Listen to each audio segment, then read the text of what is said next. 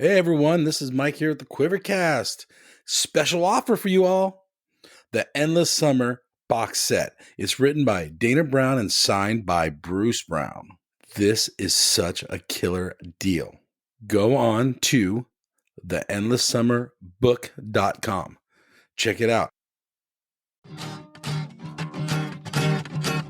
Hey everybody, welcome to the QuiverCast. You go left, I go right. Man, this wave is out of sight. Going surfing, going surfing, going surfing with friends. All right, everyone, welcome to the QuiverCast. And today we have East Coast legend, Scott McCranels. How are you, Scott? Hey, Mike, how's it going? Pleasure to be on here with you. Dude, I'm super stoked. I'm glad I found you because I remember you in the 80s with a lot of pictures in magazines. Oh, well, thanks. Like, how often were you had a nice picture in a surfer magazine or surfing or?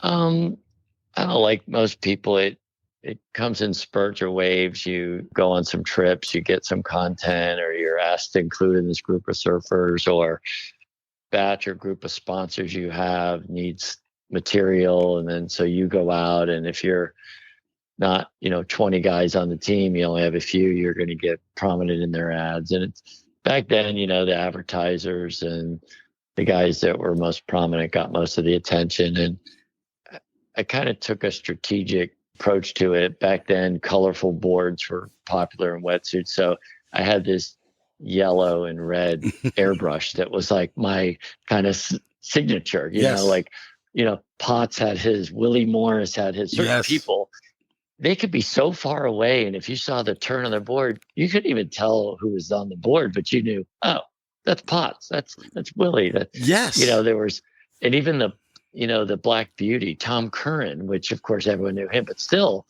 from a distance, that was the outline of his board, and that was just kind of a branding, marketing thing at the time, and how you promoted yourself. So I kind of went with red and yellow and just ran with it. Do you think that's lost today in professional surfing to make yourself stand out a little bit? I think it ebbs and flows. You go through a decade, this is hot. Everyone had to have black wetsuits and clear boards. Mm-hmm. And that's still kind of prevalent in a way. And then you get a couple people that go outside the box and then you got to stand out a little more. So it's kind of more personal preference. I don't know. I seem to see a little more color coming back. Did you like to be flashy? To me, it wasn't being flashy. It was more, I treat it as a business. My job was to be a professional surfer. And if that's how you got content put in the magazine, being an East Coaster, we had East Coast magazines. And then, of course, in San Clemente, you had Surfing Surfer. They're in that area. Mm-hmm. And when I went out there, I met Flame, Larry Moore, the photographer, and he's also the editor and these guys.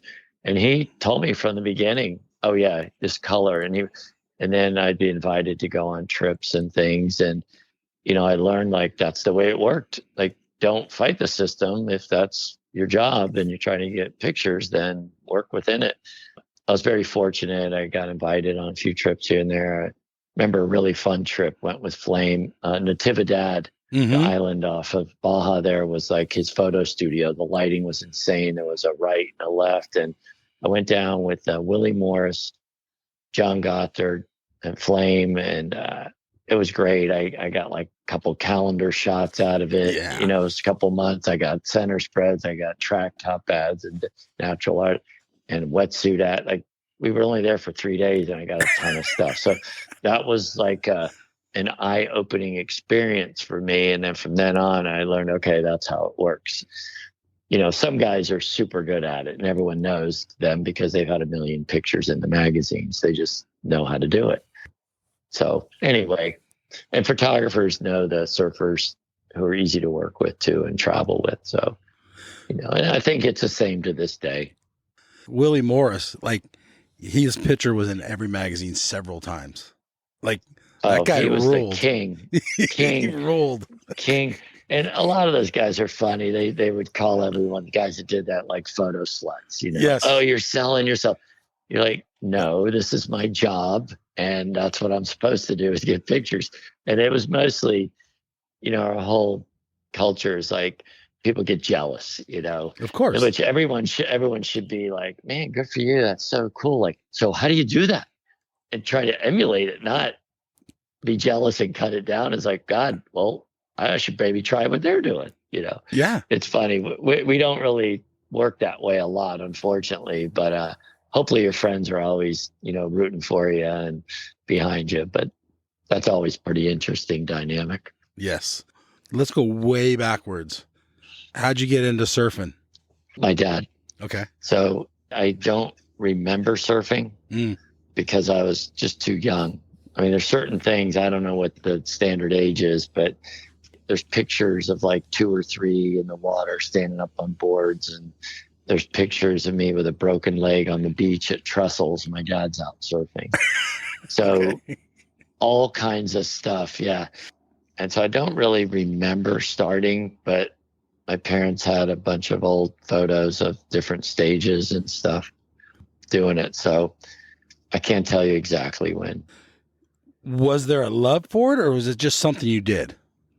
At that kind of young age, I don't know if it's a love. It's just like, young boys got to run around and do things. They got a ton of energy. 100%. Yes. And I just take me to the beach, and like I had something to ride, whether he made the board or bought it or did something. And I was just out surfing. And I think by 6 or 7, he was throwing me in the mini hunes and all that stuff. And we were at contests.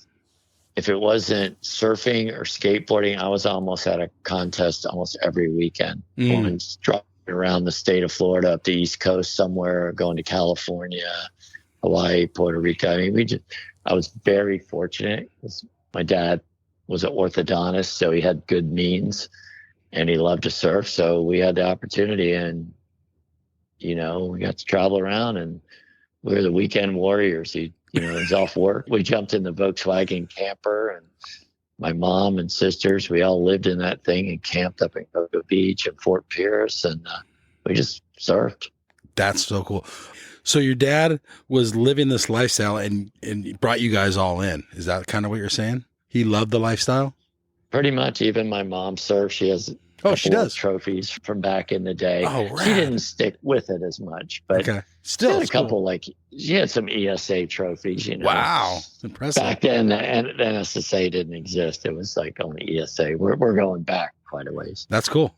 So your surfing contest, and you said skating. How did you get into skating? Did your dad skate, or did you do that by yourself? He skated too. I was doing it, and then he said, "Oh, I'll do that too," because he surfed, and then we would go to drainage ditches. Now, when you're raised on the East Coast, and especially Florida, like we get extremely good waves when it's good. Yes. But it's not as consistent. It's basically geography. The West Coast in California gets swells from the Northern Hemisphere and the Southern Hemisphere. Florida and our whole East Coast, we do not get waves from the Southern Hemisphere. Between Africa and South America, nothing's coming up. So we don't have the whole summer season of the roaring 40s down near Antarctica. None of that weather brings us waves. We get some hurricanes in the summer if they do the right path and behave a certain way, but that's a very short period swell. It's not these 18, 22 second things from the Southern Hemisphere. So a lot of East Coast surfers are very hungry. I think that's where FOMO was invented, from Florida East Coast surfers. When you weren't surfing, you were skateboarding. We had half pipes and ramps everywhere. Okay. So very common in the decades, 70s and 80s. If you surf, you skated, especially from the East Coast. And then you got into this 80s, early 90s thing, and then it was kind of goth. And skaters were like super white skin. They all wore black. And skating, it's kind of when street skating started, like skaters and surfers separated. It felt like they were going to different worlds. And now you see all these, the Florence brothers skating, they're surfing. The Florences are a real good example because everyone knows them. Yeah. Now it's crossover is normal. Before, it was normal it kind of went away, it separated, and then it did full circle. In my opinion, that's kind of my impression over decades. You kind of can see that. Everyone can name a few people. Back in my day, someone from California would be like Christian Fletcher. He was doing air skating, and then he was surfing, and he brought some airs to surfing, the left of trestles. He got a million pictures doing that. Yep. And there's a guy that worked the camera pretty good, bright colors and airs. And, he was everywhere in the mags and movies. So he pretty much fits perfectly as far as exploiting himself as a business. And he's very successful. Yeah, 100%. 12-year-old Scott McCranels, would you rather have went to a skate contest or a surf contest?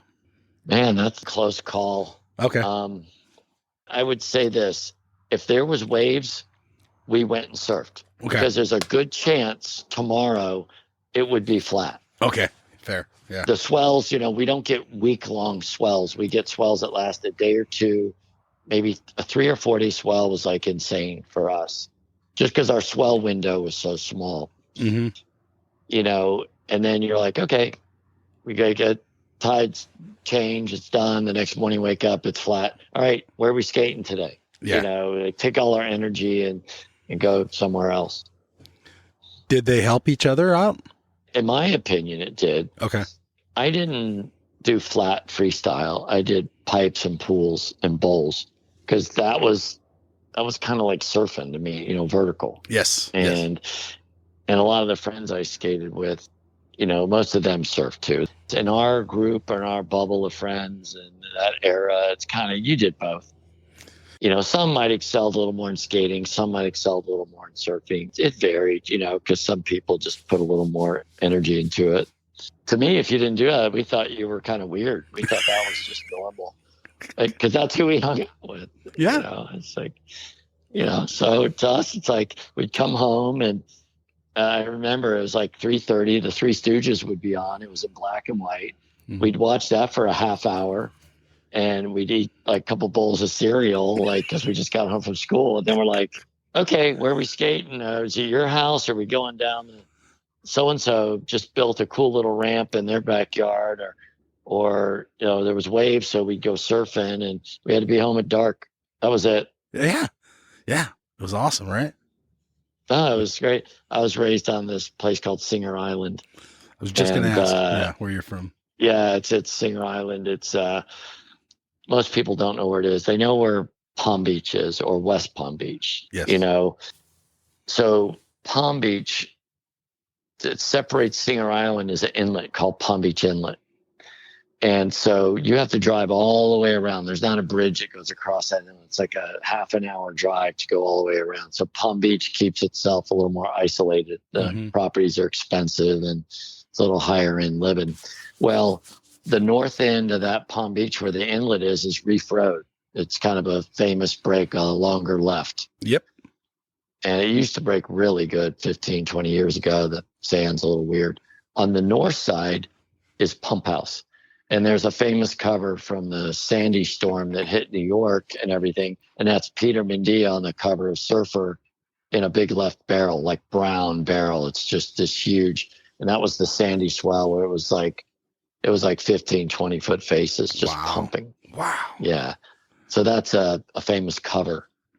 Of course, most people know Peter Mendia. He's like, 10 to 12 years younger than me. He was like the next group. 10 years apart in your group of surfing is huge. Giant. That's a big difference. So, when I'm 25, those kids are 15, and vice versa. Now I'm old and they're still a little younger. But Kelly's 10 years younger than me. So the momentum generation is 10 years. I'm doing the tour at 22. Kelly's 12. Yes. What's crazy though is everyone saw him at 12 and go, holy shit, this kid is like a freak. He's different. They didn't know what, but they knew he was going to do something at that point. Okay. And like a lot of wonder kids, you just hope they don't implode and something happens. Of course, he just kept going, and we all know that story. Yes. But there's a bunch of younger kids, Dave Eggers and Nicky Wood and all these, that were insane prodigies. but things just didn't line up for them, or they made bad decisions, or all the above. But they were pegged as just being the next, big thing, savior of surfing. Yeah. And there's a whole list of those. Everyone has one from their area, their state, or their country. They can name off names. But Kelly kept his nose clean. Like, he never really got into partying and stuff. He really focused and was, I think, just so ultra competitive. He would do anything to win, if that was not to go out and party or avoid doing this or that. Obviously he did it, and he's so focused and disciplined. He did it better than anybody. Did you see him as a young kid in heats? Did you watch him firsthand?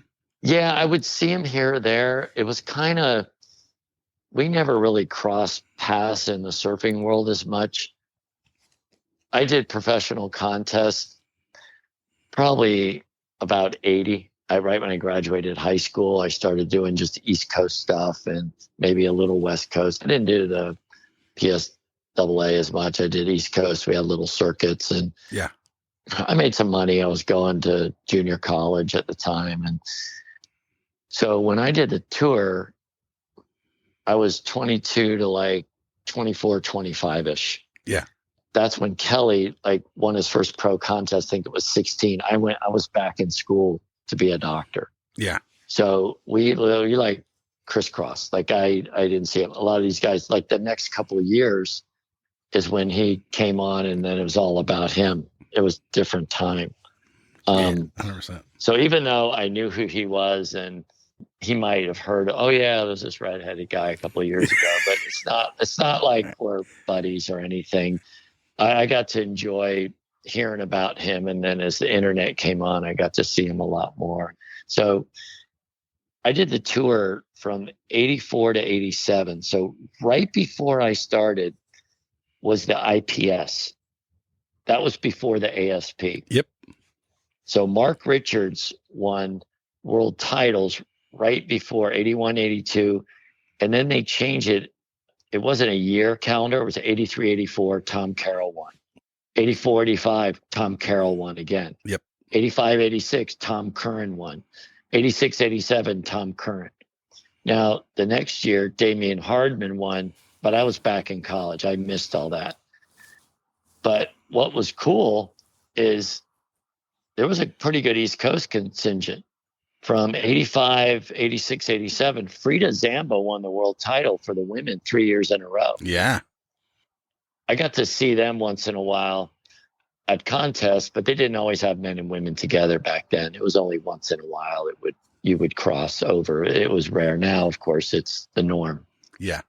Anyway, I kind of got off track there. Sorry about that. No, it's good. It's good. So I have some questions I got to ask you first. Going way backwards, did you feel like you were a better skater or surfer? As far as achievements and contests and ranking type stuff, mm-hmm. I got much higher in surfing. Okay. Skating, I skated for Sims, was the national team I skated. We called it the Sims East team, and then Sims West was, the California guys all out of Santa Barbara, where Tom Sims started the company. So we would travel out in the summer when I was in high school. That was 76 to 80. We'd go out there and compete in the Hester Series. It was all pipes and pools, Upland, Del Mar, Skate Ranch. Wow. Where we were skating down there, and you'd see Tony Hawk. He was like a 10-year-old kid. And you're like, it was like Kelly. We're like, holy shit, this guy is he's technical. He's doing airs. He's going, I got to hang out with Jay Adams, Shogo Kubo. I was friends with them. And that was the Dogtown era, Stacy Peralta. And, a lot of the young kids might not even know who these people are hardly. That was hardcore skating. I remember Shogo Kubo, Jay Adams, and all came and did an East Coast tour, and they stayed at my house in Florida here. And they were just those guys were just out of control. It was so much fun. But one of my really best friends I skated with the most was Sims teammate Mike Fulmer. He had a model for Sims, his own model and everything. And he was on the cover of Skateboarder magazine, and he was everywhere. So we kind of hung out together. And it was like frickin' frack a lot of times. And to this day, we're still friends. Oh, that's rad. That's awesome. He was like on a national level who I skated with. Of course, there was a lot of local kids and stuff, but he was definitely much higher as far as, achievement and notoriety and everything in skateboarding. But he also surfed too, so we had fun. Did Jay Adams go surfing while he was staying at your house? No, I remember him and Shogoku were there. We were just skating around there, and it was like, I think they were doing like a little tour around the state, doing promotions and stuff. And makes sense. And we didn't have any waves. Okay. It's hard. Like, you can go 2 weeks in Florida and it's flat, and all of a sudden we just get a killer swell and then it's gone 2 days later. So that's why Floridians are so hungry. So when they get a good wave, people like constantly, I get asked, even to this day, I'm traveling somewhere away from Florida, how'd you learn how to surf? Like I go, do you realize Kelly Slater's from Florida? The best surfer in the world? Yeah. They go, yeah, but he moved to California. I go, no. Yeah. He learned to surf and he just went there because it was more consistent surf. You got the Hobgoods. You got so many people from Florida. I think there's probably more world champs in Florida than there is in California. Well, it's not even close. Well, with Kelly, of course. Yeah. Well, you got Hobgoods, you got Frida Zamba, you got Lisa Anderson. Yep. Okay. We just got Caroline Marks. Oh, yes. Actually from Lantana, which is down south of Lake Worth. Then they moved up to Melbourne, Sebastian area.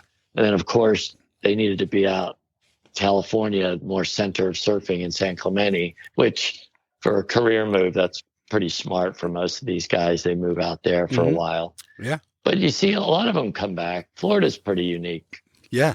And then you got like the Lopez's. They're not world champs, but they came from there. You got so many people from Florida that just surf so well. But Lopez has got pretty close there. They had some pretty damn high rankings. We actually know the Lopez's not super well because they are a lot younger. Actually run into their dad a lot. We go down to Costa Rica with some other friends and we always stay in the same place. And oh, that's cool. Like once a year, we kind of get to hang out. They're a super nice family. Yeah. So you have this surfing and skating lifestyle. You turn pro, you do pretty good. I did okay. I would place every once in a while. I'd win something. And then one situation came up. They always did the OP Pro at Huntington Beach. Yes. For some reason, I still don't know why, they did an OP Pro in Jensen Beach, which is only about half an hour, 40 minutes north. And it's a weird location. It wasn't like a normal surfing spot. It was like this park. I guess it had just had good parking. It was a beach break. So I just finished my junior year of college at University of Florida, which is pretty landlocked in Gainesville. And I'm just entering another pro surfing contest trying to make some money. And I just finished my finals at the end of April. And this thing was, I think it was like middle of May or mid-May or something. I'd only been out of school about a week. Mm-hmm. So I entered it like all the other pros, Matt Keckley, Rich Rudolph, and all the other guys on the East Coast that travel around, pro surfing. Yeah. And I don't know what it was, but it was really good, about 4 to 5 foot, kind of a northeast wind chop with a little swell under it. But the swell lasted like the whole week. It was like, it couldn't believe it. We're like, usually it's waist high for a day or two. The swell comes up, goes down. It's just mushy East Coast chop. Never makes good for our contest. So it was like 3 to 5 feet, I'd say. But it was a whole week. It was a north swell. And I was riding a 4-fin at the time. Natural Art had just come out with this thing called a Quasar. They're kind of, instead of quad, they Quasar, they called it. That was their like little marketing thing. I was just going through heat after heat. I couldn't do any wrong. I was just doing 4 or 5 maneuvers all the way down the beach. I'd go to the shore, run up the beach, paddle out. I almost didn't know what I was doing. I felt like it was like an out-of-body experience. I'm like beating, Michael Ho, Shane Horan. I'm just going through heats. Huge names. I made it to the main event. I'm beating like the world tour. So this was only the second contest of the season, the ASP. Yeah. They had just started the tour in Japan. And this was the second event of the year. It came to the East Coast. And then within so many weeks, was going to South Africa, to the Gunston, and they were just starting to do their yearly thing. It's usually, back then, it was anywhere from 25 to 26 contests. It was grueling. Uh-huh. Like, these guys doing 9 to 10 contests is like for wimps. We're just like, the older guys were like, are you kidding me? And the contest always went from Wednesday to Sunday. The trials were Wednesday, Thursday, depending how many heats you run. Friday, you might get into the main event. So that was it, Wednesday to Sunday. There's no waiting days. Yeah. If it was ankle high, you went out in a heat. It was brutal. I just kept going. Next thing you know, I'm in the semis in a like ASP event. So this like local kid that no one expects to do it. And they're like, who is this guy? Like, where'd he come from? Oh, he just lives down the street a half hour. Yeah. So I'm just still on my roll. I'm just picking off waves.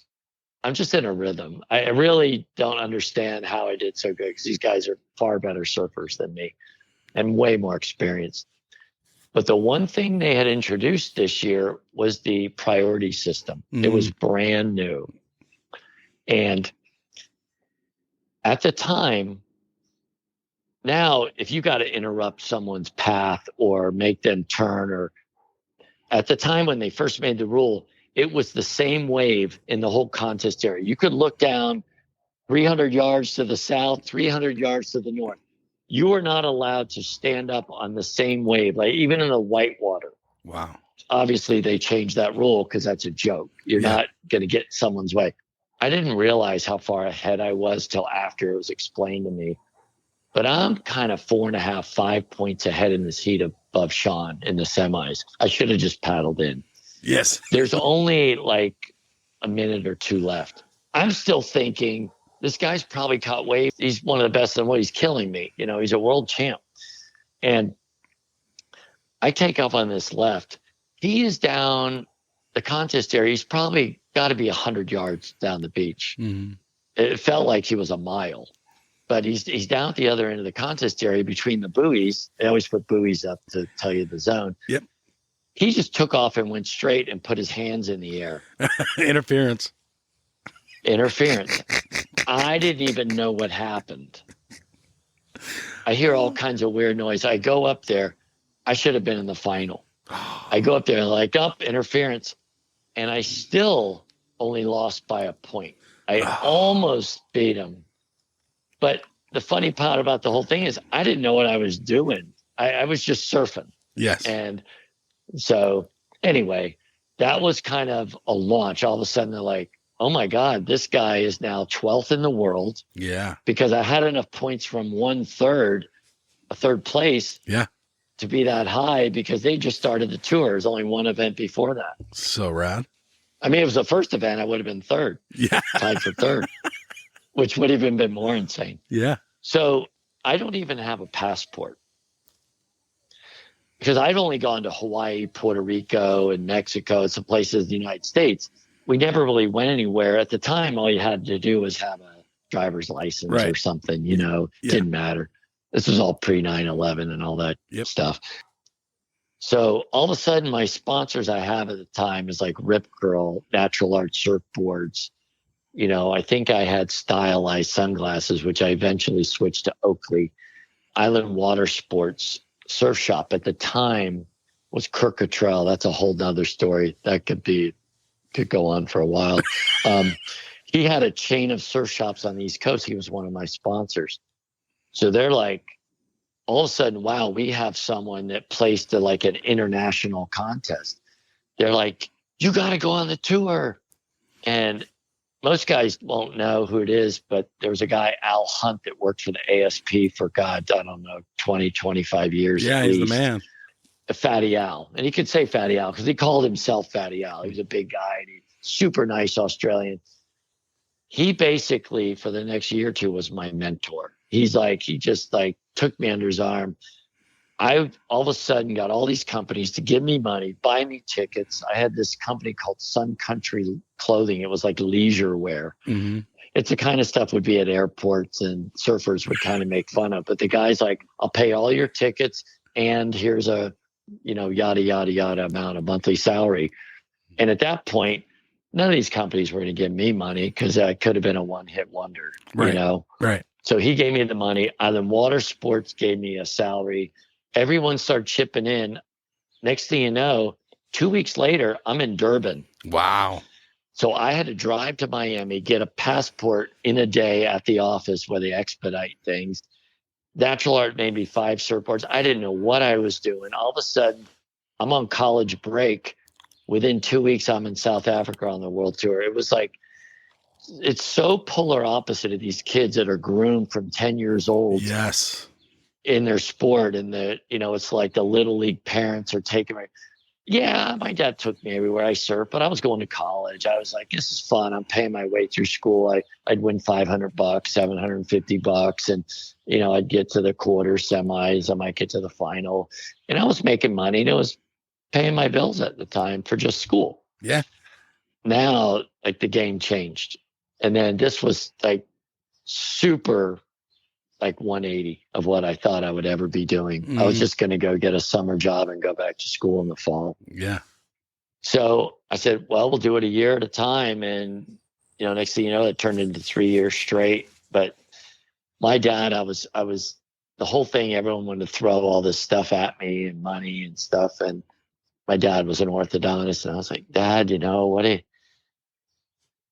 you think? All these people want to do this. I got another year of school and I'll apply to dental school. And he looked at me, are you kidding me? He goes, they're giving you money to go surf. Get the hell out of here. He goes, why did you even ask? And I said, so well, cool. I know. He goes, you could lose an arm and a leg. You could come home and go to school. That's true. Someone's going to pay you to go surfing. He goes, man, you go surfing. What do we need to do? I go, well, I've already got this and that lined up. He goes, well, in the discussion. It's like, yeah. What and a that's rad why dad. it just went on. And then it just went on for 3 years. And a lot of these young kids are so spoiled. I mean, the older guys can talk about it. We had no cell phones, no internet, no nothing. We're traveling around the world. I'm like 21, 22-ish. That's it. And it's like, they already know. They got booking.com. They got all this crap. And, you got your apps on your phone. We had nothing. I would call home once a month, collect call, just to tell them how I did the last, 3 to 4 weeks. Yeah. What I placed, no internet. Like, no one knew. Until the magazine came out, like a month later. It came out 3 months. Yeah. And as far as the ASP or the contest, it was a little tiny section in the back. Yes. No one cared. Yeah. It was like point ranking in black and white. It was back where the East Coast notes and the West Coast notes and all that stuff was. And they gave little rankings. And by the time it came out, there had been 3 or 4 contests and the rankings were all changed. It was so different than the media you have now. Like, you're watching the Heat. Well, I don't even want to watch the Heat because I already know who won. Mm-hmm. Like, a lot of people don't even want to watch the contest unless they watch it live. Pretty much. There's a few diehards that want to see the Heat and technical stuff, but that's rare. Yeah, or you can just kind of watch it in the background nowadays too. That's what I do. Yeah. I'm doing book work and I got the thing on because you just look up. What really sucks is, like, every job you have, there's good and bad announcers. Some don't know how to fill the downtime really well, and others make it very interesting. And even my friends that aren't good surfers, they'll try to watch. They go, oh, I watch this content. They really explain things well. And the other one is like, I don't even know what the hell's going on. The guy and the lady talked about stuff I couldn't. So I think that's going to go through a bunch of cycles as they get better at how to present that to make it more interesting to people that aren't super into surfing or non-surfers. That still, I don't think, is hitting on all cylinders yet. You jumped into this whole different life that you thought you were going to have. How were the other competitors to you? Were you friendly or were they rivals? Did you hang out with anybody? Yes and no. So in the beginning, our era, the guys from Florida, now Cocoa Beach and where I'm from are a good hour and a half, 2 hours apart. Yeah. The main guys that were on the tour when I was doing it were Charlie Kuhn, who was top 16. Him and Wes Lane were in the top 16, so they were seeded. That was the golden ranking and group to be in at the time, because then everyone else to go to the trials, they'd finally meet them in round 2 of the main event. So the Florida guys were Charlie Kuhn, there's Matt Keckley, and those 2 guys pretty much had won every contest up and down the East Coast, at the time. And then Rich Rudolph, who also had his share and won almost every contest up and down the East Coast. Those 3 are not from the same exact city, but Melbourne, Cocoa, Satellite, they're kind of in the same, what they call the Space Coast, Cape Canaveral. So they're all see each other all the time. Now I'm from West Palm Beach. I'm like, oh, that's just some kook from way down south, I'm like 2 hours away. If you don't surf Sebastian Inlet every day, you're not in the rank, So all of a sudden, us 4 are on the tour. Sometimes we traveled together, sometimes we didn't. We got along. The problem with surfing is it's an individual sport. It's not a team sport. And everyone's got egos and stuff. And I'll be the first to tell you, I was probably be the hardest person to travel or be around. I was like super serious when it came to competition, and I had a temper. I'm redheaded. I'm a Taurus, bullheaded. I mean, I probably check off every box. My wife is a saint for living with me, and my parents putting up with me, but I was tough. And it came to a point where we get little tiffed and arguments, and I pretty much just traveled by myself. I got along really good with the Australians. I had a lot of good Australian friends that would help me out. Luke Egan was super young. I could stay at his house. His dad, Sam Egan, shaped me some boards when I got some broken when I was in Oz. Well, that's cool. Greg Anderson let me stay at his place. Damian Hardman.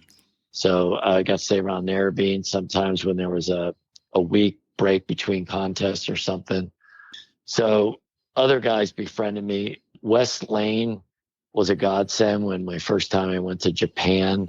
I mean, there were guys that just were like angels that helped me out sometimes when I'm just kind of lost.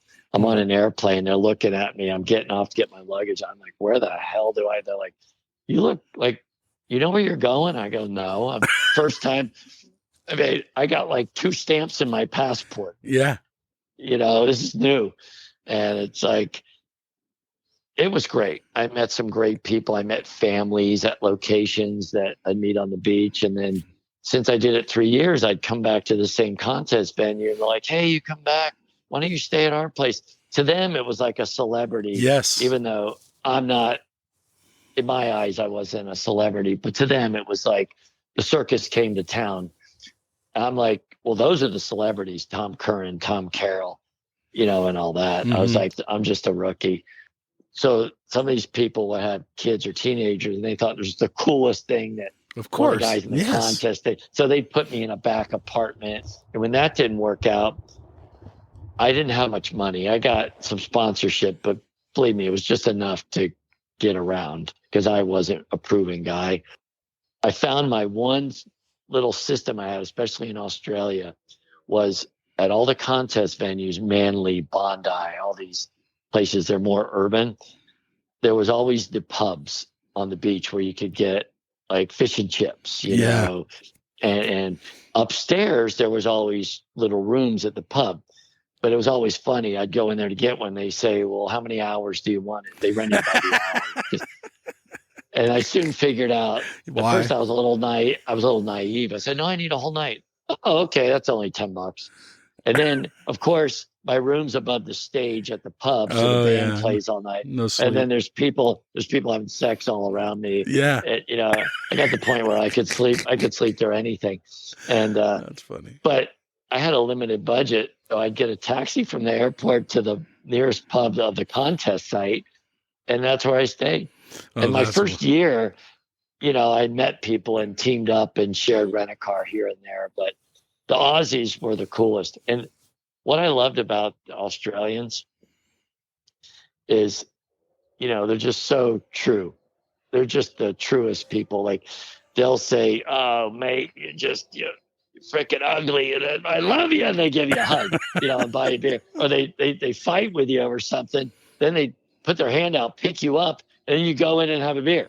Like Yeah. They don't hold grudges. They don't prejudge. It's like they're just super down to earth people, and they just call it as it is. There's no hidden agendas. There's no games, and I love that because most of all the guys, almost everyone, they treated me normal.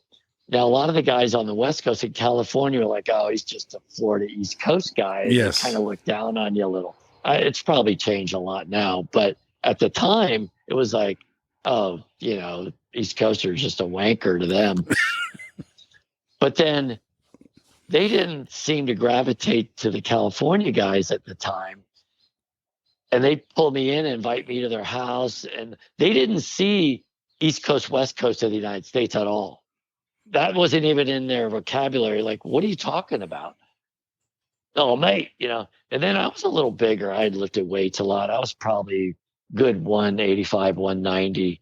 And freaking muscles. I had worked out a lot in college and school when I wasn't studying, and I was kind of into fitness at the time. Now there's a lot of big guys on the tour. Yeah. Back then, they were like 130, 140 pounds. A pretty big guy would be 150.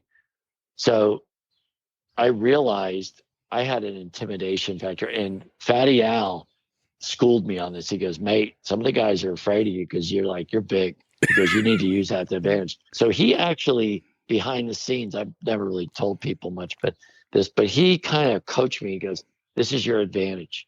So I learned once you're in a heat and the horn blows, this is a different game. And then when it finishes, you can go back, you can be nice, but in the heat, you're not nice.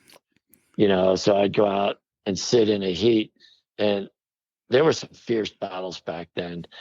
You would sit on your board and your elbow would practically touch the other guy. You're the only two in the whole water in a heat. And you're sitting right next to it and never make eye contact. So that would kind of bother people. Yeah. Were you trying to intimidate them on purpose, or? Yes. And Okay. Al said, "That's something you have used to your advantage." Yeah. And there was even a time, a little part of that 3 years, I did a flat top haircut, like with red hair. I thought, yeah, it was more like Terminator type Yes. thing. I kind of played it up a little bit. It was kind of fun. But I That's probably funny. made a few enemies. They're probably like, "Don't get near that guy. He's freaking psycho or weird or something." Fun. It was fun at the time. I probably rubbed a few people the wrong way, but that was my job. And did it work, do you think? Yeah, there's a few instances and some stuff I probably said and did. I can't repeat too much, but I'm a little more laid back now. But Yeah, I'm sure. That's funny. Did you have a rival, or did you have someone that you wanted to surf against and you wanted to beat their ass? no, there wasn't. I just wanted to win. Yeah. I didn't care who. That's why you're there. Yeah, we had our East Coast guys. We had like Charlie, Matt, Richie, Rudolph, and I. We pushed each other, I think, pretty hard. All different types of waves and venues. And now, we can laugh about it now. We've all talked and stuff and like, "Oh, remember back then we did this?" Like, and I was like, "Yeah, God, I was such an asshole. I can't believe I acted like that. I did that." I'm kind of like, "Hey, sorry." And they're like, "Oh, no, they don't know."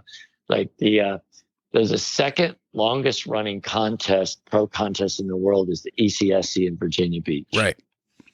The longest running pro is Bells Beach. Yes. And I think it's only like by 1 year.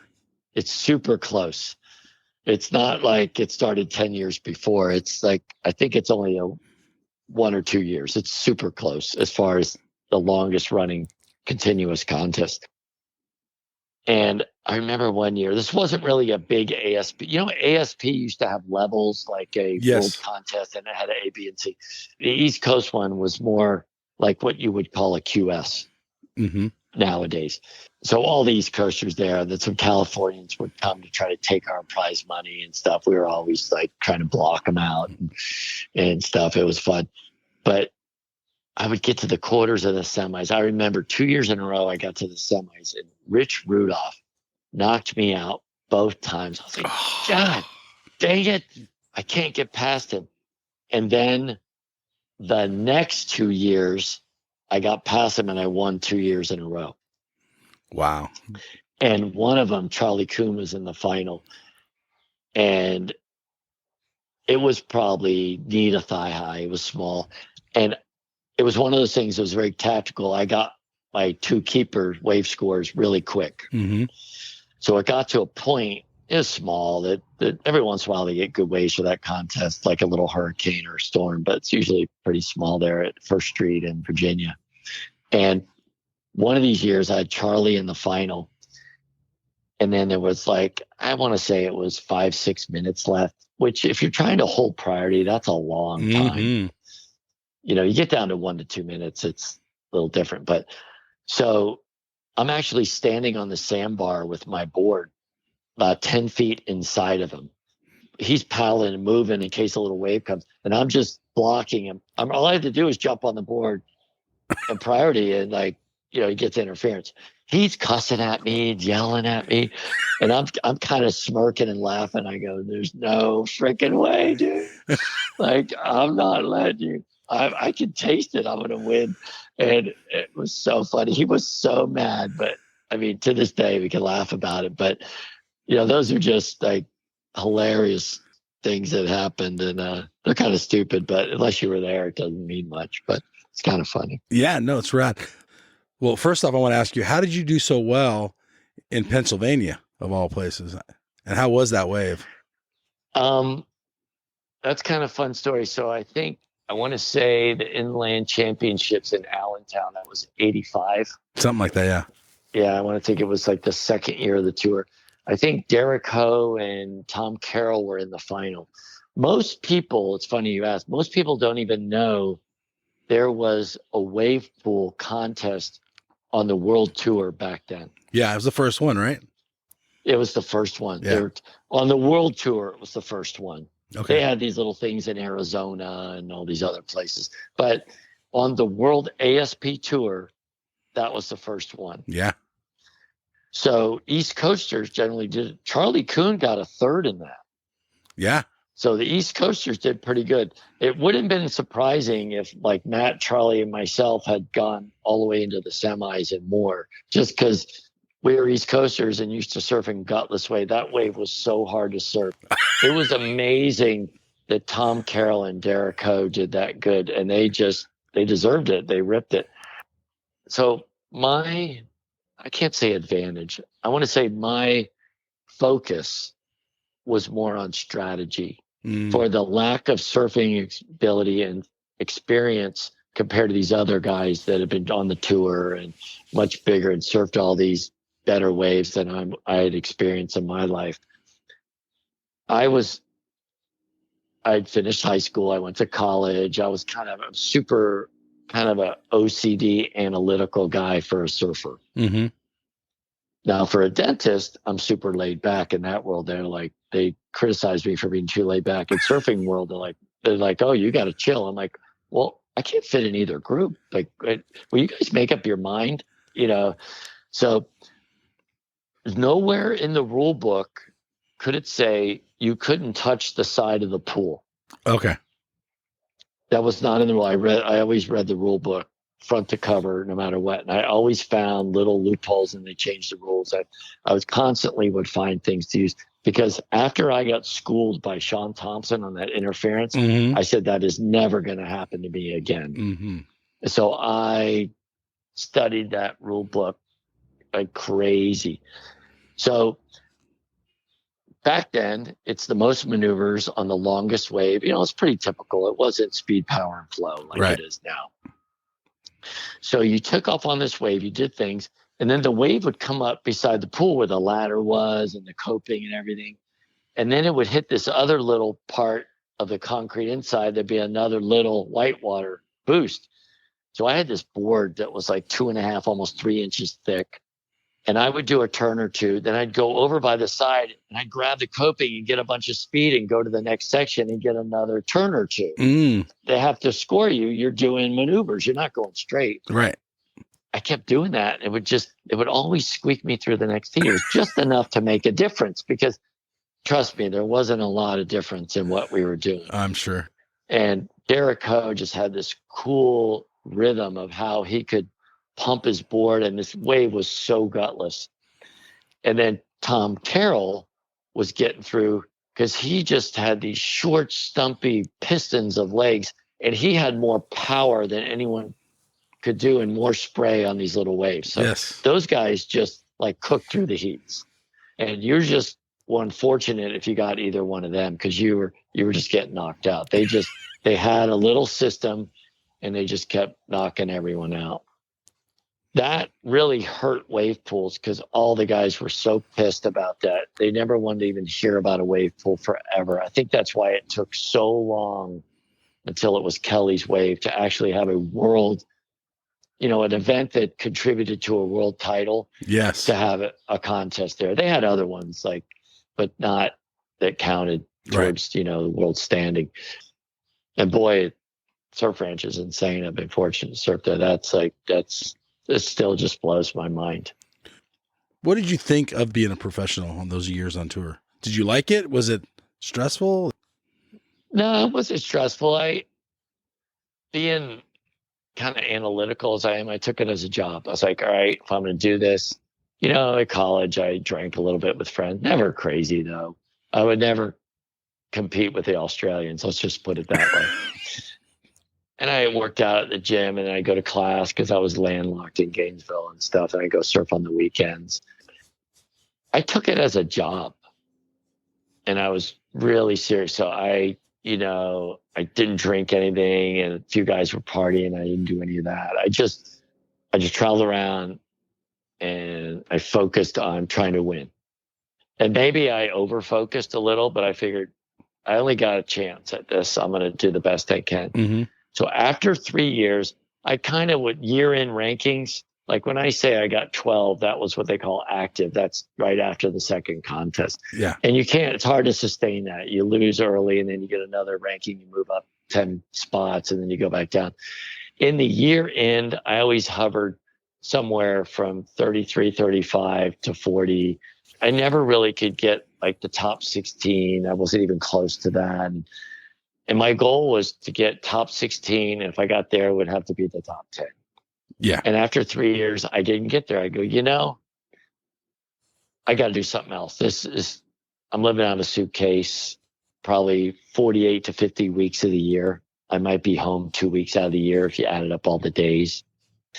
I spent more time in Australia than any other country per year during those 3 years because the tour went there twice. Mm-hmm. Which was very inefficient when you're buying plane tickets and sponsored that you have to fly to Australia twice in a year. Now they're organized. They do Australian leg. They do this leg. So you had to go to Japan twice and you had to go to Australia twice. Not financially efficient. So I said, okay, I'm going to go back to school, go back my senior year, because I left between my junior and senior year of college at University of Florida. I was a microbiology major.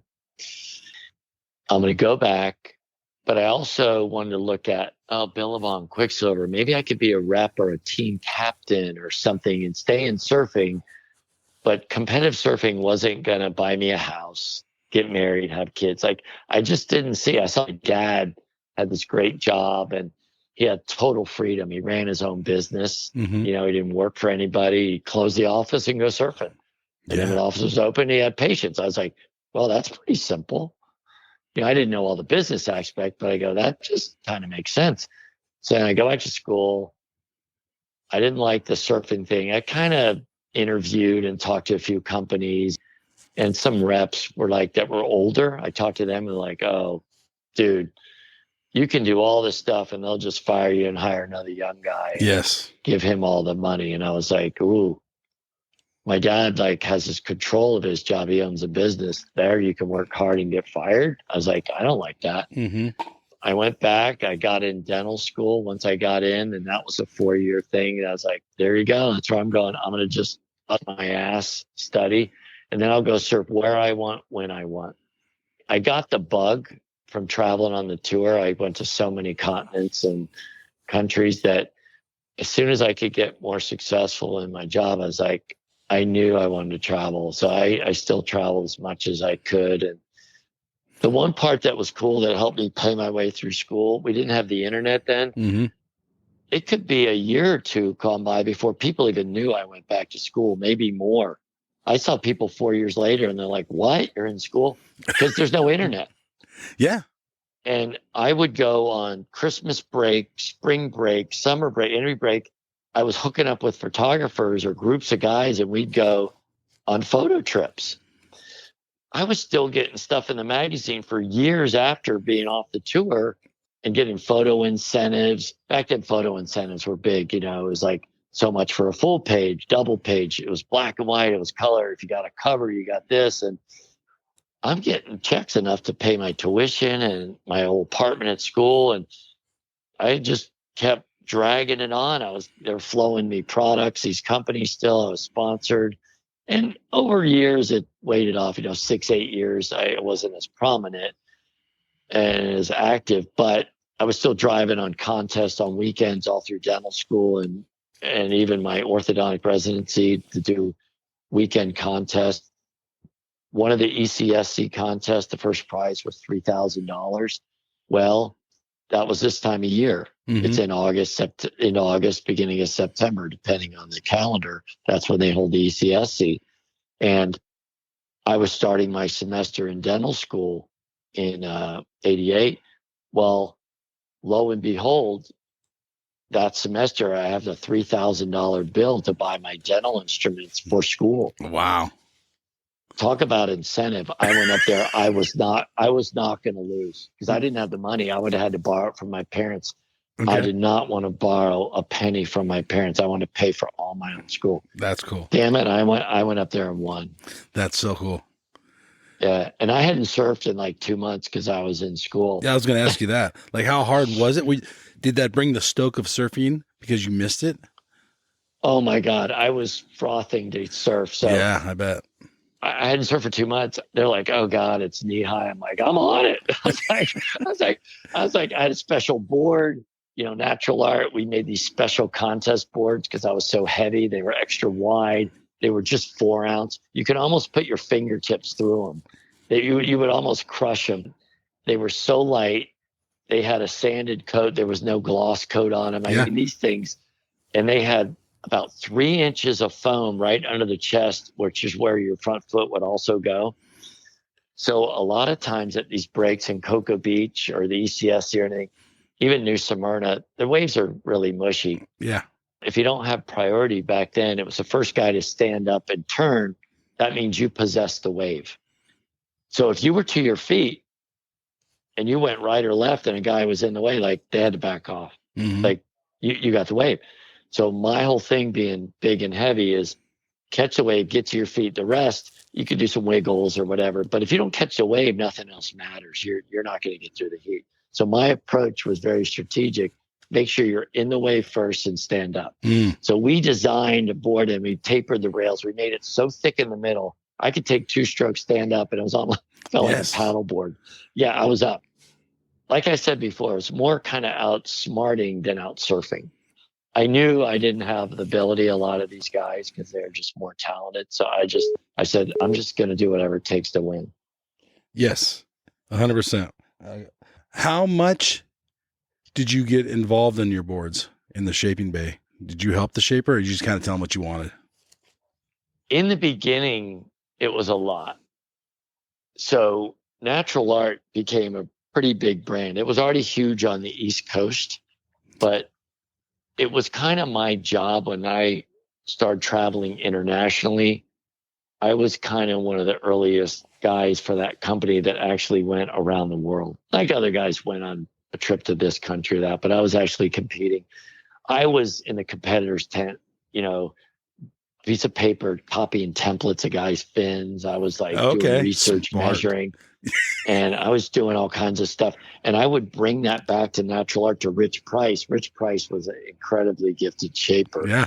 And if he would have been, on the West Coast, he would have been more famous and popular. Of course, Florida, everyone's kind of like, oh, they're just from Florida, Mm-hmm. So I would come home and it really helped more data and information to help, being so analytical, I was really like bringing back every bit of information I could. So the boards were kind of morphing as I would go on trips and come back through town and then go to the next contest. Like I'd come from England, stop in Florida for a night or two, and then go to OP Pro in California. Yeah. Okay. You know, so it was kind of like, oh, you go to Miami, come home for 2 days, and then go to Brazil. You know, the contests were in Brazil back then. Mm-hmm. In Florianopolis was where they held them. It was insane. That was the greatest experience. But I would bring Rich all this information we got. Okay. And then for me, my body type was different. So we were trying to make boards that worked for me being heavy and bigger. Yeah.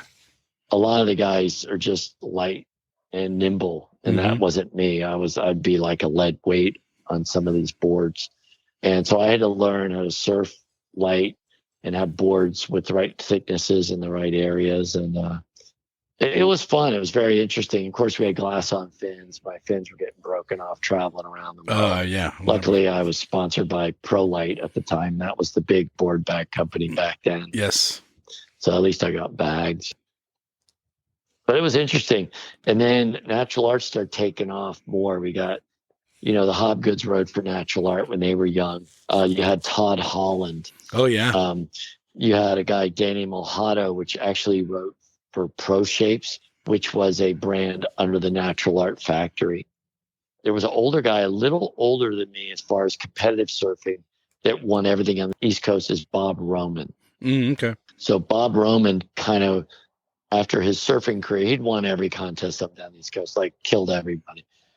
He then wanted to get into shaping, and that's where Pro Shape started in the Natural Art Factory. Oh, okay. And then there was another guy that was there who's now an insane longboard and shortboard shaper, but he's known for his longboards, is Ricky Carroll. Oh, yeah, he of course.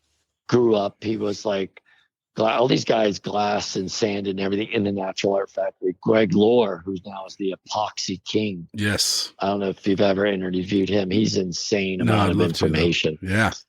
He's taken epoxy over the decades to a different level. I think he's in Texas now. I was going to say, I think he's inland, like he has a factory. Yes. I think he's taking his epoxy knowledge to maybe aeronautical, all kinds of other stuff. He'd be a great person to chat with. So there's all these guys that came through the Natural Art Factory over the years, whether it's, you know, craftsmen or surfers. Richard Cram from Australia got Natural Art for a long time, right? Yeah. And then Shane Horan rode for Pro Shapes for a long time. So there were international guys that actually got boards from the East Coast. Everyone thinks, oh, they got Rusties and they got this and Channel Islands. But they actually came to the East Coast and got boards too. Yeah. We just don't get credit for much. I mean, Natural Art in the 80s was a huge brand, I think. I feel like it was. Oh, my God. Pete Dooley, the owner, just killed it up and down the East Coast. We did what we call board runs. He'd have a giant truck full of boards and a trailer. And we'd get the pro surfers if there was a gap between contests. And we'd go up and do promos on all the dealers up the coast. They'd all buy 15, 20 boards. We'd sign stuff. We'd surf. And then by the time we got to like Virginia or New Jersey, where a contest was, all the boards had been dropped off the last 2 weeks. And then Pete would take care of us all. And that was done like a couple times during the summer. It was a tradition if you rode for Natural Art. It was so much fun. It sounds like in your early 20s and even in your teens, you always kept busy. Like, did you ever have any downtime, or was it always like, let's go? No. I couldn't sit still. Okay. That's your personality. Yeah. It's funny. I can sleep on a concrete floor. It's like, it's all or none. Okay. I can lay, my wife hates me because she's a light sleeper. Yeah. I can just lay down and go to sleep and be asleep within like 30 seconds to 2 minutes. Wow. Is your brain always going, or is it more physical? It goes until I just fall asleep. Okay. It's done. All right. Interesting. Very interesting personality. I just turn it off. Yeah, I just turn it off. Like, done. Because it seems like, I mean, how do you stay in dental school and study and focus on something like super hard and then turn around the next weekend and go surf a contest? To me, seems impossible, but you did it. I guess the best way I'm wired is you do what you got to do. Okay. And it doesn't matter. Okay. Like if I have to do something or something needs to be done, I'll do it. Like, oh, you can't, well, watch me. I love that. Yeah, I'll do it. Okay. Yeah. It's like I just wired that way. I don't explain it or understand it, but and it's the stubbornness is not good sometimes because I need to relax and chill. I've gotten better because my wife's super chill. She like goes with the wind. We're totally opposite. I drive her absolutely crazy. Okay. She drives me crazy too. So since you're talking about your wife, let's talk a little bit about her. So she surfs too. Does your daughter surf? No, it's kind of funny. When I took my daughter surfing, we got pictures of her on a soft top and joking around. And one day, I guess she's more in kind of like 9, 10. Okay. Like we're out, so she just goes to the beach. But you want to surf? She goes, no. I said, I thought you liked surfing. No, Daddy, I don't like it all. I don't even like coming to the beach. I only do it to make you happy. I was crushed. I was like, all this time I'm thinking you're having fun. I go, I'm never going to ask you again. But if you want to surf, you just let me know and I'll take you. But I don't want you to make you do anything you don't want to do. And that from then on, she just didn't surf. Okay. And I was like, I was making her go. I felt so bad.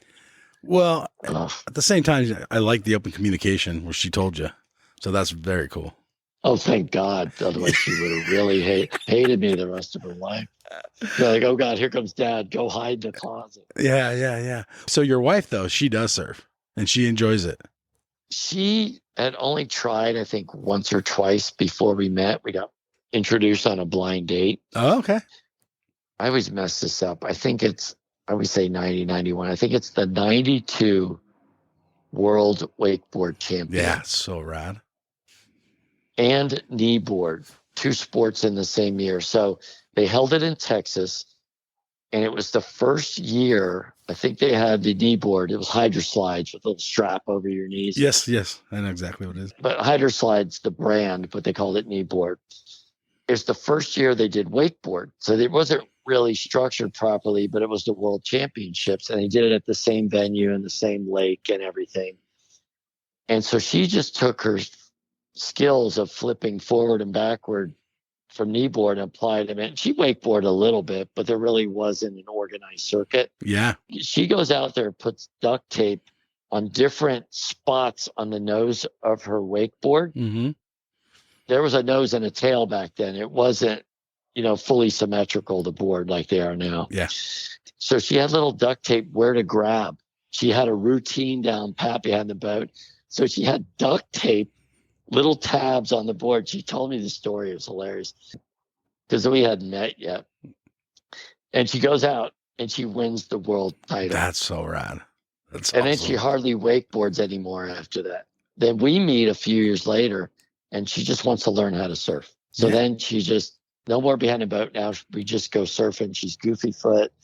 So we just chase lefts around the world. Perfect. But wherever there's lefts, that's our favorite spots. I can barely go right anymore. I can't go backside hardly at all. What is your guys' favorite wave as a couple? I'd say where we both can enjoy ourselves the most would probably be we go to the Maldives. We've been going there since we got married. It's 26 years. We go to Pasta Point. There's a resort there. It's changed names like 3 times over the span of 25, 26 years, but it's a great left. It's super nice. I'm very fortunate. I have a decent job where we can afford. It's not a cheap place, not like going to Mexico or Costa Rica, but it's a beautiful wave. Everyone's super nice. Been there with a bunch of my family members. My dad got to take him there before he, passed away a few years ago. He's no longer with us. So it's been fun. My nephews have been there and a couple other brother-in-law and a bunch of other couples and friends go there from Florida. So that is a pretty good staple, a yearly trip. We do some other places too, but definitely my wife's favorite. We can surf together. I can have a good time. It's still fun enough, but for her, it's not razor sharp reef and she's not sketched out because it's too dangerous. So we can both have a great time. And it's kind of like a yearly honeymoon. That's the way we look at it. Super cool. So your dad had a nickname. He was the Chummer. Yeah, Chummer. That's rad. And they called him Chum for short. And everyone's like, what the hell they call him Chum? Was he like, did they throw him in the water when he was young and they were fishing? Uh-huh. There's all these, stupid jokes. It actually, a kind of guy they called uncle, like Hawaiians call uncle. It's not really your uncle. It's just an elderly person. Yeah. So there was a guy they called his uncle down the street. He'd walk home from school. He thought my dad was his little chum. He'd stop by and chat with him because he was just down the block from my grandfather's house, his dad's house. And it kind of stuck. So his little chum called the Chum. And then somehow it evolved, and then I was young. I don't remember. They called him just Chummer. That's cool. Because it's not really a name, it's a Chummer. And we knew as kids, when you used to have one phone in the house, it was in the kitchen. Yes. And it had a really long cord, Yes. and you had to go around into the pantry or a closet if you wanted to have a secret conversation. Oh, that's fun. So when people would call on the phone and ask for John, we knew it was a salesman. Yes. Because everyone no calls one him knows Chum. my dad's real name is John. Yeah. Okay. So we're like, and he'd be standing there. We go, nope, John's not home right now. Can I take a message? And so my dad had us trained. If they don't say Chummer, it's not for me. Yeah. So it's always fun. That's rad. So, and then you have a nickname, Red. How did you get that name? Obviously, I mean, it's pretty clear actually, but just red hair. Yeah. But the one person I have to give credit that, and he always like, I'm the one that gave you that name. So I don't know if you know who Hunter Joslin is. He invented the Indo board. yes, I know the name for sure. So Hunter was actually the manager of the Simsies team, the skateboard team. He was the manager of Skateboard Safari before the Simsies team that was here in West Palm Beach. It was one of the earliest skateboard parks in the U.S. It was probably one of the first 10. I say it could be even the first 5.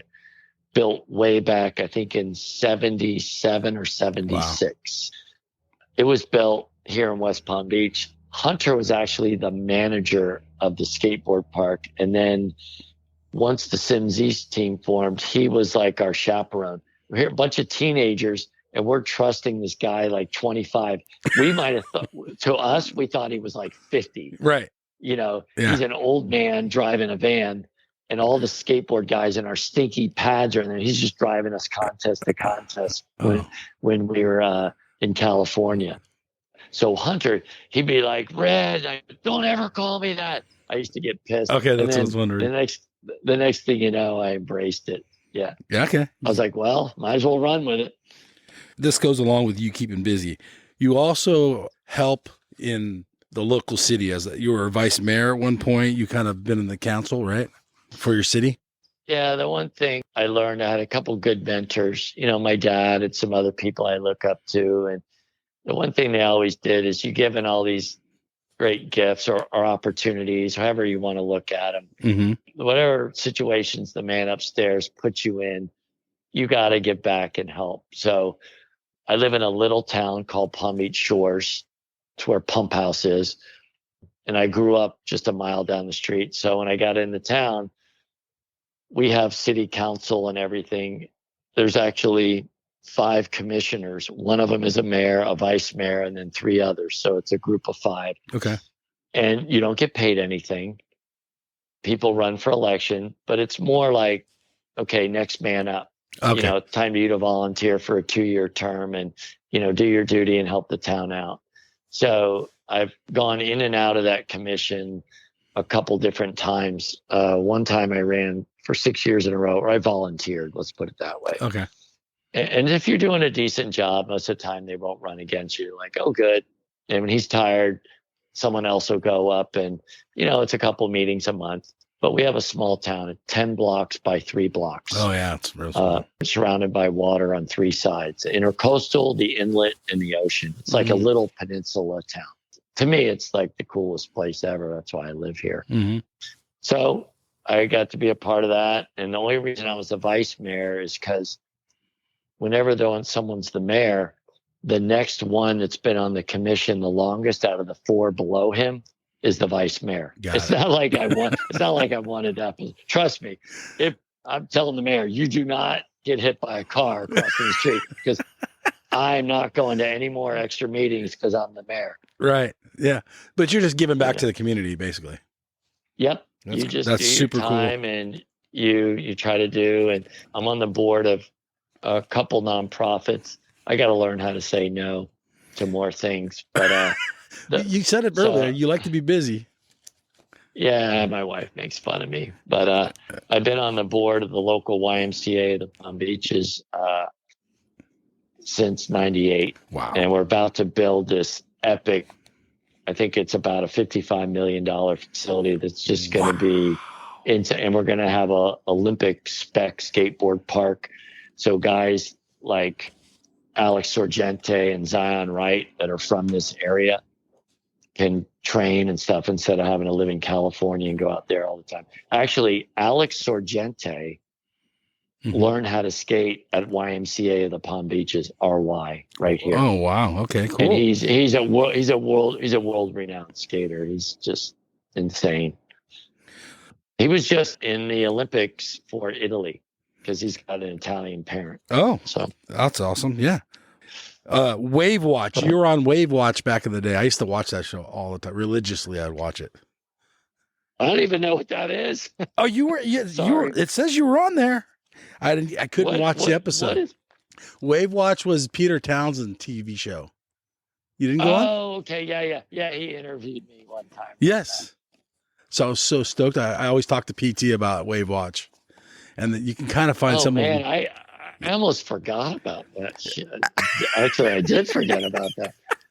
I got too many things going on in my life. Yeah, so that had been like early 80s. You were interviewed by PT. That's when I was traveling, 84 to 87. Yep. Yeah, it was probably in California. So he had me on. Yeah. And he had, it's funny because he had a lot of big names on there. Everyone from like Alan Sarlo and he has Kelly Slater and Sean Slater on there when they're like young, like 12, 14. It's a good show. Everyone should watch Wave Watch. The Slater brothers, all three are just an iconic crew. You know, I don't think the other ones got as much credit. Like, yeah. You know, you got the Florence brothers, three. You know, if they were in place with more waves and were stuck in Cocoa, they'd probably be really similar, almost like parallel. Yes. They are still, though. I mean, with Kelly carrying, like, you know, Kelly. For sure. Yep. Another thing is I saw that interests me is you can buy a nice picture of you on eBay for $12.49, like a pull-out poster size. Who that? Someone's selling your picture for $12.49 from back in the day. Picture of what? You doing like a turn on a wave. It's like a centerfold or something. You can Google it. God, I wonder who the photographer is. Yeah, I should have actually found out. If it's the first guess, if I was just going to throw out a guess, it would be Larry Moore photo from the left at Trussell's. It could very well be. It's really a close up. It's kind of just you doing a turn, but anybody can look at that. Look up Scott McCranels on eBay, and the picture shows up. So it's pretty cool. Oh God, I'd have a hard time looking at myself. That'd be a little weird. But do you have the old magazines you're in? I have so much stuff in boxes in a storage unit just to save it, and I don't know what the heck I'm ever going to do. I got old stickers. I've got photos. I've got magazines. I got cutouts.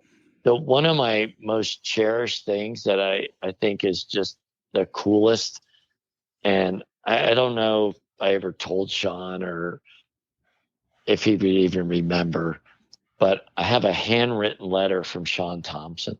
Wow. And I saved it. That's so super cool. When I was doing the tour, of course he beat me on the interference thing. And it was probably, I think it was about towards the end of the second year on the tour.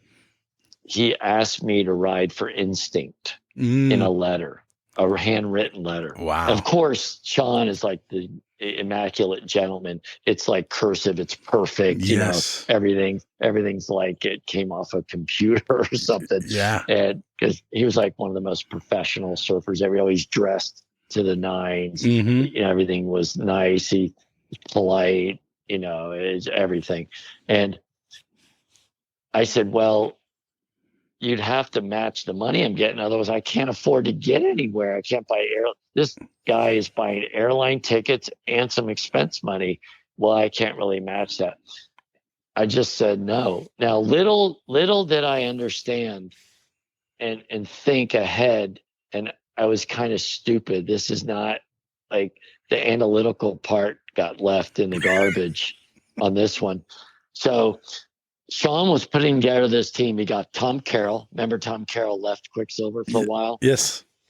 He had Barton Lynch, world champ, on his team. He had Michael Burness. And then I was going to be the guy from the U.S., of all people, a Floridian. Yeah. And I could have traveled around. You know, there would have been times I didn't need as much money. Sean would have, I could have split a hotel room. He would have rode me in the rent-a-car. It's like, I didn't need to travel by myself. Plus, I'd have a frickin' one of the best surfers ever as a mentor. Mm-hmm. And I couldn't see past the money. And I look back at that and I go, what an idiot. I could have traveled the tour with Sean Thompson. I was freaking one, and Bart Lynch, all these guys. Like, wow. What was I look back and I'm like, what was I thinking? But I was all about business, money. Yeah. Yeah. You're in the moment. I look at that. I'm like, God, what a dunce. Jimmy Buffett lived in the area you lived in. Did you ever surf with him? Yeah. Did you find something?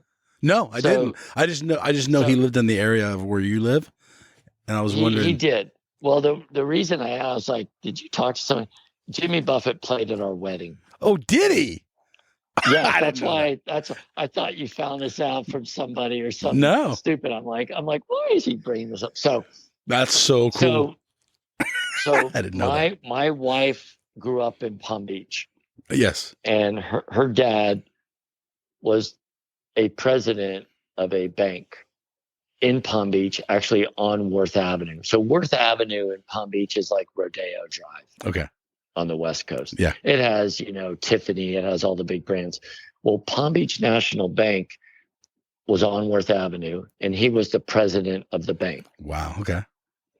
I met my wife through a mutual friend, the guy's a dentist that knew her dad and my dad, and said, oh, these guys are water people. They have to meet, because they knew she wakeboarded and everything. Mm-hmm.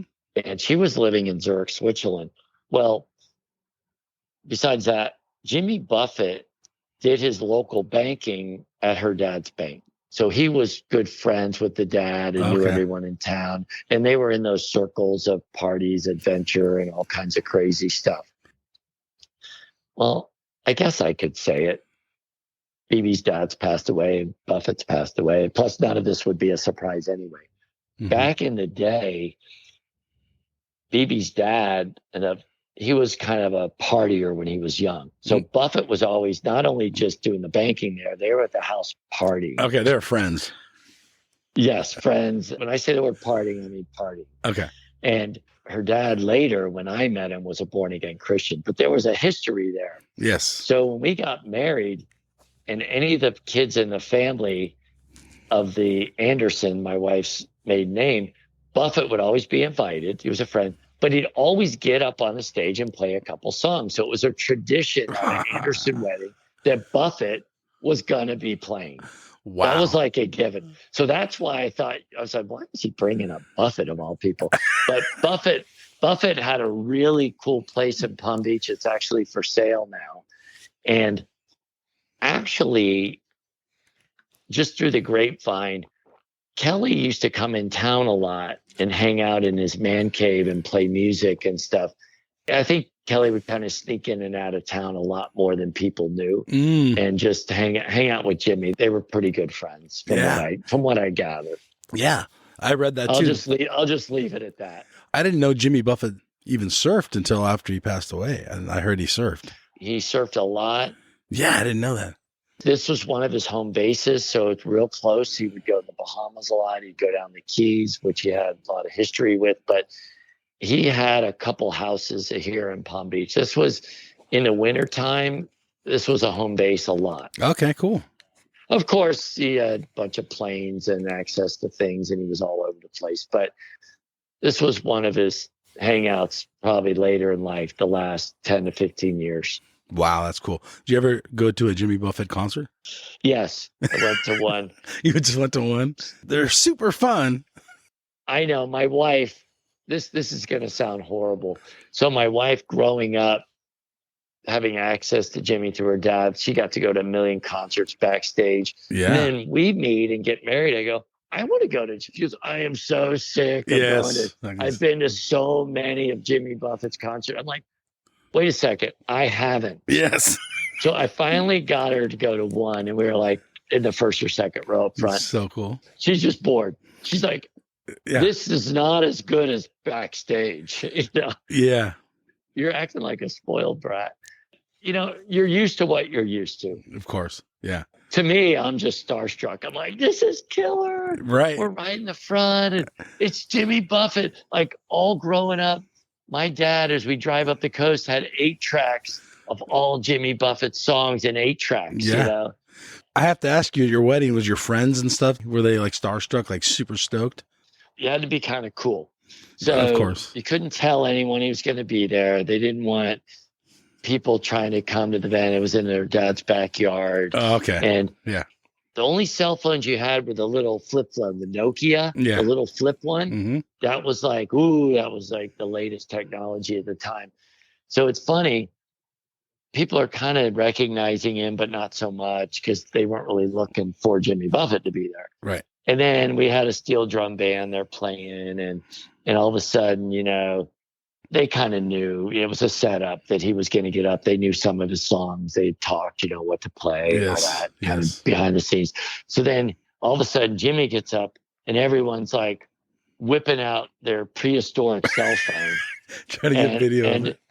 And trying to get a video, like they hardly, it was probably the grainiest thing you ever saw. Oh yeah. And trying to call their friends, and he's up there singing, you know, of course he does Cheeseburger in Paradise, and he does a couple other classics. So he played like 3 or 4 songs. That's so cool. You know, everyone got a picture with him and stuff. So it's just fun. It was a pretty tight group though. It was, you know, it wasn't like 1 million people. It was probably, you know, 100 and something family and friends. Like it's anyone else's typical wedding, but Jimmy played. That's awesome. Manatees, are they in your area? And what do you think of those? Oh, they're awesome. If you look in West Palm Beach, there's a whole manatee center right inside the inlet. Yes, there's a whole viewing place, parking lot. It's a tourist thing. They have everything, you can go there. But to get to that tourist site where the viewing area is, they go right through the pump house, the lineup. So recently I got in there, you can jump in the water. They tell you not to touch them. And of course people do stupid things, but you could casually kind of pet one and you move real slow and they're nice. Of course, it's like turtles on the beach. Don't touch them and everything. But as long as you're respectful and courteous, sometimes we'll be surfing. One will go right under you and almost brush your foot because you're just sitting on your board. And they're just sea cows. They're so mellow. Yeah. But if the water's murky because it's choppy or something and one shows up, it scares the crap out of you because you think it's a shark at first because you just see a giant shadow. So if it's not super clear at first, you might not know. Yeah. You might catch you off guard. Anyway. I have to ask you this. You might hate me for this, but I did some reading a little bit, and there's several sightings of the skunk ape in your area. Do you believe in the skunk ape? I haven't really even thought about it, so I guess I would almost say no comment. Okay, that's fair. Are you looking up Florida man sites and all this crazy stuff in Florida? No, you start Google page 12 when you look somebody up and you get some interesting things. Oh God. So yeah, I'm kind of hairy, so some of my friends would. But Peter Mendia's nickname is Yeti. So when anyone give me a hard time, they just go to Yeti and he kind of would take over the conversation. There you go. So you also are an inventor of Keepa? It's kind of cool. Keepa. Yeah. Keepa. So it's like the word keep and then put an A after it. So it's kind of Keepa. Yeah. It's kind of like a little Aussie. Okay. You know, Aussies have weird pronunciation. So it's kind of like Keepa. Yeah. But a group of us, there was actually 3 of us started out. Now we got a 4th person involved. the Keepa is a little strap with 2 magnets in it. Very simple. It holds things. So if someone's really interested and want to look about it, it's Keepa Mag, MAG, short for magnet. We can put the website in the show notes on the episode. So it's just kind of starting out. It's a side thing. All of us have day jobs, but we're kind of doing this organic thing out of our garage and living rooms, and we're having fun. It might take off, it might not, but it's pretty fun. It's a brand new invention. It's patented and everything. So we'll see where it goes. Describe what it is exactly. It just kind of holds. So there's 2 magnets, Okay. and they're connected in a mold. It's an injection molding. It's polyurethane. So it's the same stuff as skateboard wheels. Got it. Okay. Very durable as skateboard wheels are. They get beat up like crazy. Mm-hmm. And there's 2 magnets each end. They're encased with injection molding in this, and it's a strap. It's probably about 10 inches long. It can hold things, cords, Yes. lines. You can put clothing in it, rash guards, towels, wetsuits, and then you can the magnets stick to the side of a car or anything metal, of course. It can't be stainless steel or aluminum. Or you can have a bar, and it can strap around the bar, and then the 2 magnets go together, and there's grippers in there that hold the material like that of a lycra, a wetsuit, towel, anything.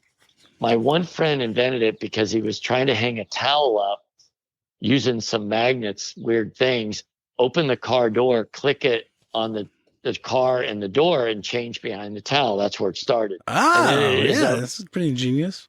It has evolved over 4 years of messing around and getting a patent to just 1,000 uses. So it's kind of a cool thing. I'm not giving up my orthodontic job yet. We're having fun. Yeah. It's funny. We just, we got Keepa, it was real close to Kepa Mendia, Okay. the little ripper, Yes. Peter's son. We just actually, as of in the last 24 hours, I went to dinner. I said, he's actually our first team rider. Wow. Okay, cool. So we're just going to have fun with it. We'll see where it goes. It's fun. It's only 1 letter off his real name, Keepa and Kepa. So we thought it was kind of fitting that he would be our first team rider. That's perfect. And for me personally, I want to order some.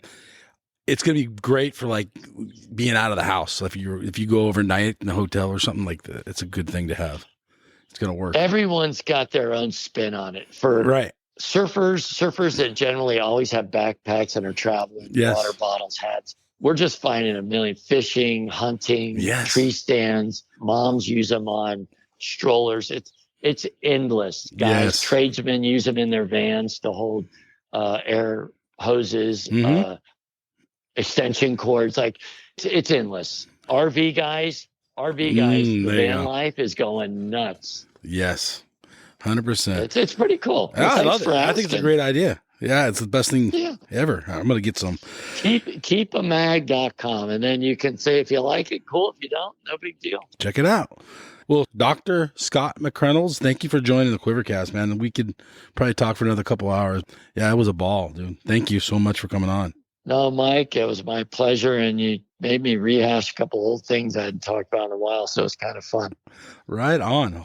All right, everybody. So this is Mike and Dr. Scott McCranels, and we're out of here. go Thank you. left, I go right. Man, this wave is out of sight. Going surfing. Going surfing. Going surfing with friends. Ride this wave to the shore. Paddle out, I'm gonna catch 10 more. Going surfing. Going surfing. Going surfing with friends. I don't care if it's wrong or right. I'm gonna do it all day. I'm gonna do it all night. I'm going surfing. Going surfing. Going surfing with friends.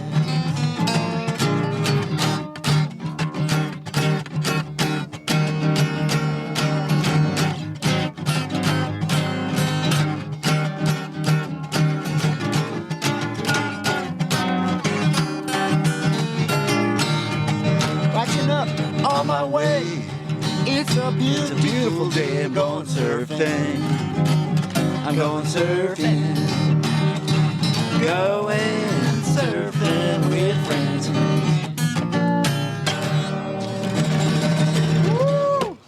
Hey, you guys, Endless Summer box set. This thing is legit. It's authentic, numbered certificate in it. It has a 5-frame film strip from the original print. You literally own a piece of history. It has a specially minted bronze medallion. Dude, that thing's sick. Okay, there's so much more here. Go to the show notes. There's a link on there. Go check this piece of history out. This thing's rad. Seriously. Smithsonian American History Museum has it. It took 4 years of research with 3.5 in production, all hand assembled. This thing's rad. So much to this awesome box set. Remastered DVD, sharper images than the original film, but dude, this thing's so sick. Link in the show notes.